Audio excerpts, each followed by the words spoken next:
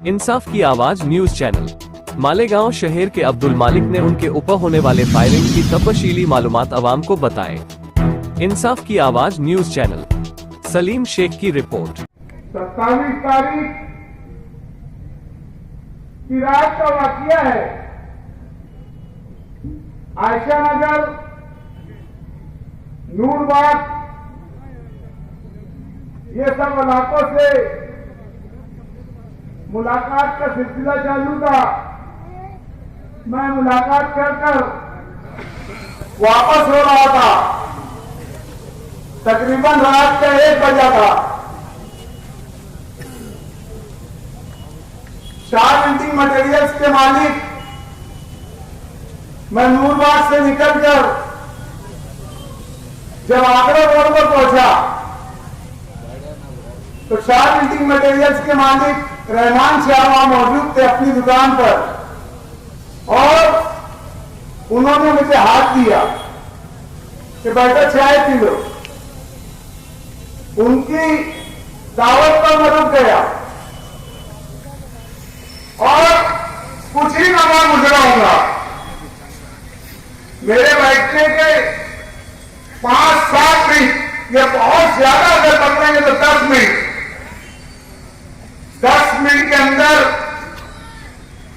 एक मोटरसाइकिल आती है, उसे 2 लोग उस पर सवार होते हैं। गाड़ी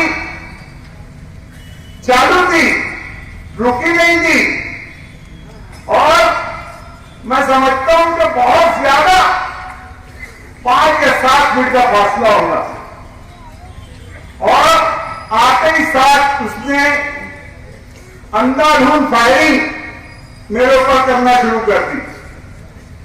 मेरे आसपास के लोग कुछ समझ पाते जब तक एक गोली, मैं खुद भी कुछ जब तक समझ पाता कि ये माजरा क्या है, तो एक गोली मेरे सीने में लगती है, तब मुझे एहसास होता क्या गोली चल रही है।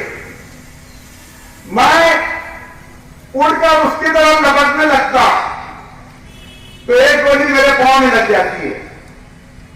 तो पांव से होती हुई बस एकदम किडनी के करीब आकर रुकती है। पहले ही उसका मेरा फासला 5-7 मिनट का था। मेरे गिरने के बाद मैं जमीन पर गिर गया, और मेरे गिरने के बाद मैं उससे और ज्यादा करीब हो गया जो फायरिंग कर रहा था मेरे ऊपर। जब उसकी नजर से नजर मेरी आंखों से आंखें मिले हुई थी, उसने जब एक गोली आखिरी मेरे सर पे उड़ा डाला तो मुझे आज तक यकीन नहीं हो रहा। मैं रातों में सोचता हूं, हॉस्पिटल में तो सिर्फ सोच ही रहा था क्या अल्लाह ये हाथ मेरा कैसे उठा। आज तक मैं इस चीज को लेकर हैरान हूं कि ये हाथ मेरा ये ऐसे कैसे उठा।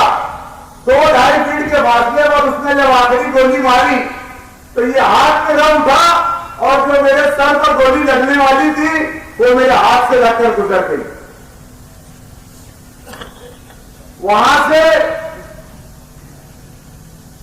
मैं 2 व्हीलर के ऊपर द्वारका मणि हॉस्पिटल गया। मैंने वहां का जो मंजर देखा था कि 5-50 लोग इधर उधर, 10-20 का ग्रुप इधर, 10-20 का ग्रुप पेट्रोल पंप पर, 10-20 का ग्रुप ये होटल पर।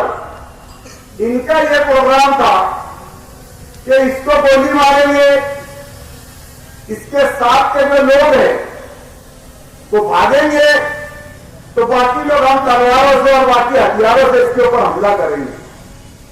लेकिन जिसको बोलते ना अल्लाह रखे उसे कौन चखे, कि मारने वाले से बचाने वाला बड़ा था। मैं जिस वक्त उठा और उठ के 2 व्हीलर पर बैठा, 2 व्हीलर के ऊपर जब बैठने के बाद मैंने सबसे पहले कलमा पढ़ा, क्योंकि ये जो गोली थी टांग की गोली तो मेरी टांग लटक चुकी थी, लेकिन ये जो दिल के पास की गोली थी, इसका मुझे एहसास हो गया कि दुनियावी एतबार से शायद अब्दुल मालिक तेरा बुलाना आ गया है। कसम परवरदिगार की, मैंने अल्लाह रब्बुल इज्जत की तरफ, आसमान की तरफ सर उठाया और अल्लाह से सिर्फ एक दुआ किया कि अल्लाह आपकी मर्जी है तो मैं भी राजी आपके पास आने के लिए। बस उस बदनसीब के तमाम गुनाहों को माफ कर।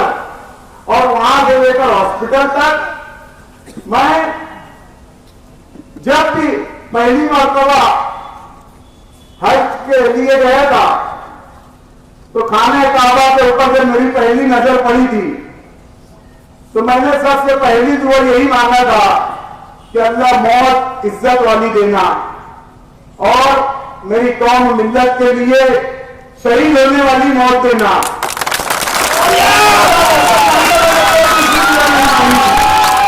और ईमान का खात्मा करना हुआ।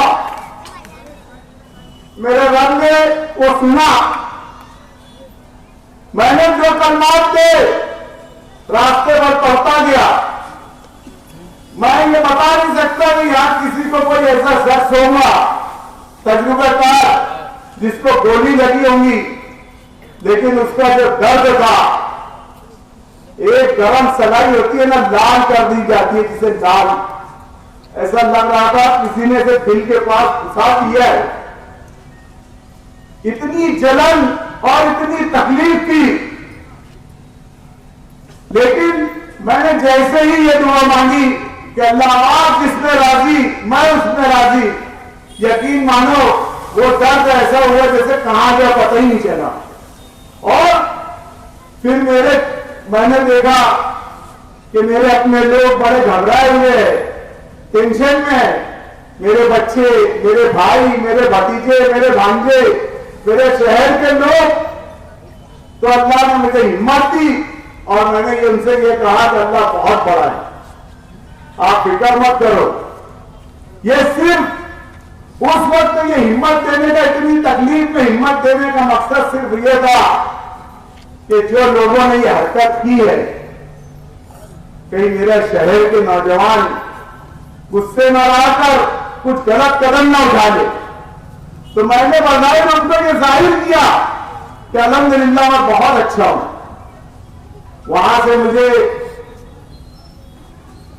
सिटी स्कैन के लिए लेके गया, फिर अचानक क्या डिसीजन हुआ, फैसला हुआ, गोली मेरी कहां थी, क्या थी, वो तो मुझे नहीं बताया जा रहा था। नासिक लेके चले गए मुझे। नासिक के अंदर दूसरे दिन जब मेरा ऑपरेशन शुरू था, ऑपरेशन के बाद ऑपरेशन वगैरह कामयाब हो गया, अभी गोलियां निकली भी नहीं थी मेरे सीने से, मेरे जिस्म से गोलियां निकली भी नहीं थी। और शहर के एक जिम्मेदार ऑफिसर अनिकेत भारती साहब, उन्होंने पूरे केस को हल करके बता दिया पब्लिक आवाम के सामने कि केस क्या था। बैठे दो आरोपी को पकड़े, जिसमें से एक बोगस आरोपी था और एक ओरिजिनल आरोपी था, और यही दो आरोपी के ऊपर लाकर मामला खत्म कर दिया कि बस ये दो आरोपी है, यही जमीन का कारोबार था, यही सब कुछ था।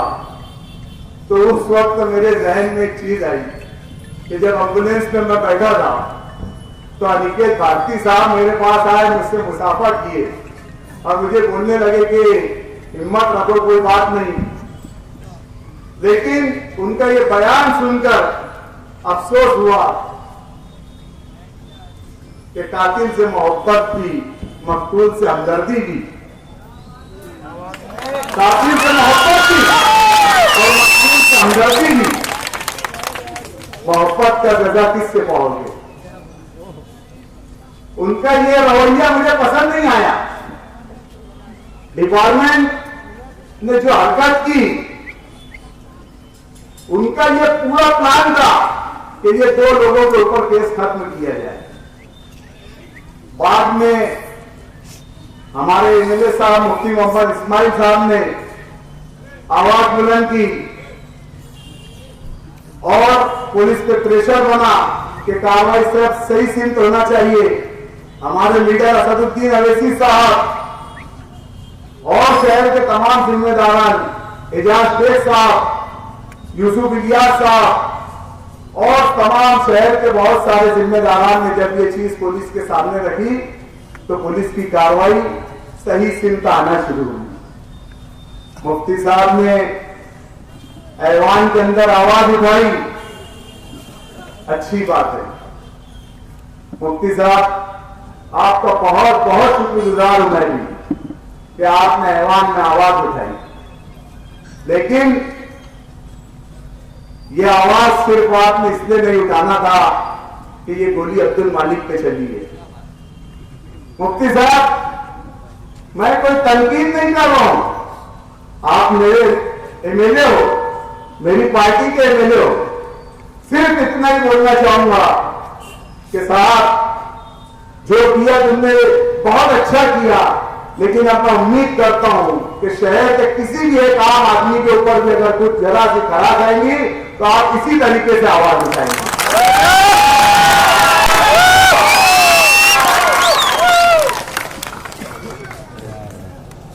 शहर जैसे कि मैंने बताया कि अनिकेत भारती साहब ने पूरी जांच का रुख ही बदल दिया। दरअसल ये कोई जमीन और जायदाद का झगड़ा नहीं था, ये झगड़ा जो सैलानी चौक के अंदर मैंने ये बात कही थी कि शहर के अंदर हिंदी का नशा बहुत ज्यादा हो रहा है, हमारी नस्लें तबाह हो रही है, हमारी नस्लों को तबाह किया जा रहा है प्री प्लानिंग के तहत। जिस तरीके से बॉम्बे में, मुंगरा में, भिवंडी में अब ये बीमारी शहर के अंदर आई है, तो मैंने उस वक्त कहा था पुलिस ऑफिसर अफगान को कि आप लोग इस चीज पर ध्यान दें, आप लोग इस चीज पर ध्यान दें, वरना हम कार्रवाई करेंगे, हम आप लोगों के नाम की कंप्लेंट करेंगे। और मैंने दबे कुछ अल्फाज में या साफ अल्फाज में कहा था कि सियासी घराना है जो ये नशे का धंधा शहर के अंदर बहुत बड़े पैमाने पर करवा रहा है और शहर को नशे का आदी बनवा रहा है, शहर के बच्चों को, नवी नस्लों को नशा करवाकर जुर्म करवा रहा है। तो ये बात कहीं ना कहीं उन हरामखोरों को जाकर लगी जो ये बात कहते हैं कि फला जगह नेपाल में क्या बोलते कसीनो पसीनो ये वो, इतना शरीफ बन रहा है जैसे अपनी काबा से आए हैं। जिनकी पैदाइश, जिनकी बुनियाद हराम खोरी से हुई है,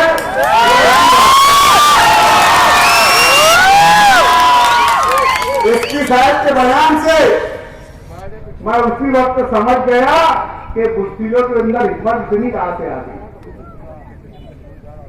नहीं तो झगड़ा तो 1992-94 में चल रहा था ना, इनके अंदर या बुस्तीलों के अंदर। अबे गोली अब्दुल मालिक की लगी, 40 पुलिस आसिफ शेख रशीद के घर में बैठे, वाह डॉक्टर खालिद निहत्ता घूम रहा, अब्दुल माजिद परेशान हाल घूम रहा, उनको कोई फिक्र नहीं। मैं मरा पड़ा हूं, मुझे नासिक ले जाया जा रहा है। डॉक्टर खालिद ने बोला क्या कम से कम उसका बंदोबस्त दो, ये हमें बंदोबस्त नहीं दिए, इन्होंने कहा बंदोबस्त दिए, वो आसिफ शेख रशीद के घर पर, वो खलील के घर पर, वो अकील के घर पर। तो मुझे बताइए कि ये माजरा क्या है। और कार्रवाई के नाम पर 2-4 दिन तुमने शहर में बहुत डंडे बरसाए, गरीब आवाम को तकलीफ दी, पान दुकान वालों को मारा जा रहा, होटल वालों को मारा जा रहा, शहर बंद कराया जा रहा और आरोपी मजे से घूम रहे। अरे तुमने तो इतने खबरी फैलाने की तो जरूरत ही नहीं थी। एक ही खबरी मिल गया गांव में, तो इतना बड़ा खबरी तुमको मिल गया। वो बोलता है कि पुलिस से पहले मुझे सब मालूम पड़ता है, यानी इसका मतलब अल्ताफ टकला का मर्डर भी तुझे मालूम है। इसका मतलब आरिफ कुरैशी का मर्डर भी तुझे मालूम है। इसका मतलब सिराज भैरवा का मर्डर भी तुझे मालूम है। इसका मतलब शफीक एंटी करप्शन में हमला करने वाले भी तुझे मालूम है। इसका मतलब रिजवान सर पर हमला करने वाले भी तुझे मालूम है। इसका मतलब इसराइल इस्रू में हमला करने वाले भी तुझे मालूम है। इसका मतलब एजाज बेग पर हमला करने वाले भी तुझे मालूम है। इसका मतलब शहर में कहां गांजा बिक रहा, कहां पाउडर बिक रहा, कहां एमडी बिक रही, कहां चरस बिक रहा, कहां जुआ चल रहा, कहां सट्टा चल रहा, ये सब तुझे मालूम है। और यही तो मालूम रहता, तुझे इतनी अंदर की रिपोर्ट है तो सारे शहर के 2 नंबर के धंधे चला रहे, तुम क्या समझ गए? ये 2-3 मूंगफली के दाने मेरी जिस्म में डाल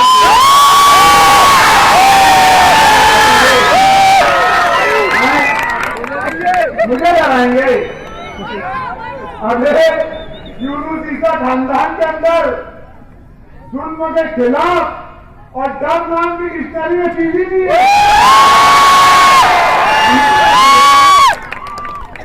मूंगफली के दाने, अरे हमारा ईमान है, अगर लिखी है मरेंगे, तेरे जैसे 20-20, 25-25 लेके नहीं। आज बोल रहा मैं, अभी सिर्फ पैर नहीं टिक रही, हिम्मत टिकेगी है।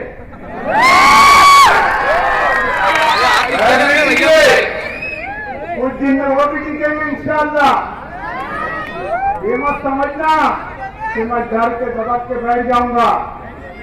मेरे शहर को तुम नुकसान पहुंचाओगे, मेरी नस्लों को तुम नुकसान पहुंचाएंगे, मेरी कौम को तुम नुकसान पहुंचाओगे।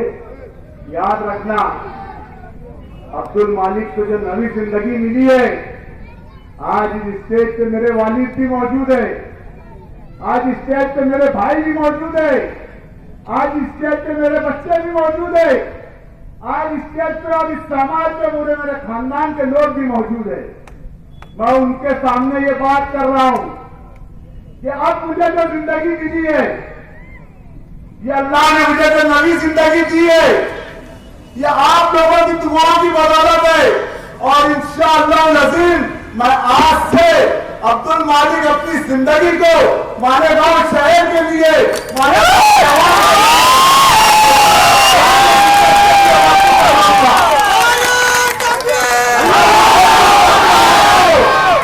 मैं घर से भी निकलूंगा। भाई इस नशे के खिलाफ, इस बुराई के खिलाफ आज मैं कोई सियासी तकरीर नहीं कर रहा हूं, मुझे सिर्फ और मेरे शहर का मुस्तकबिल बचाना है।